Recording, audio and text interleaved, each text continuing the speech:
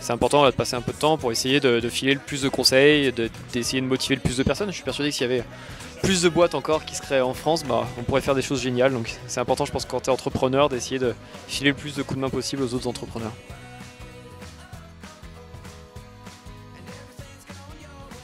Peut-être dans un contexte de crise, paradoxalement, c'est le meilleur moment pour lancer des choses parce que c'est le moment où il y a besoin de rupture, où il y a besoin d'innovation.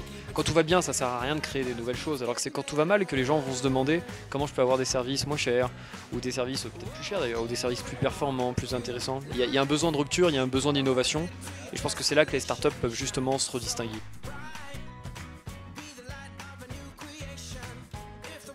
Je conseillerais à des jeunes qui se lancent d'essayer très vite d'avoir dans leur équipe un petit peu toutes les personnalités qui sont nécessaires au développement de l'entreprise.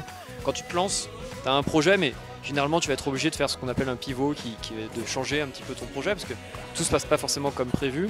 Et pour avoir une équipe qui a la meilleure capacité théorique possible justement à faire ce fameux pivot, c'est important, je trouve, d'avoir un mec qui va s'occuper du produit, genre un développeur, un designer, un industriel, tout va dépendre un peu bien entendu du projet.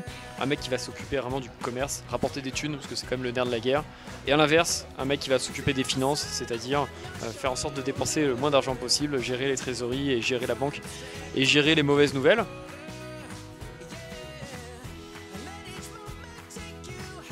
Moi j'ai surtout envie de dire aux jeunes, mais bougez-vous, faites-le.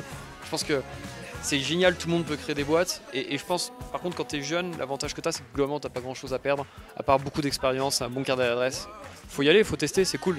C'est le moment de créer de belles choses.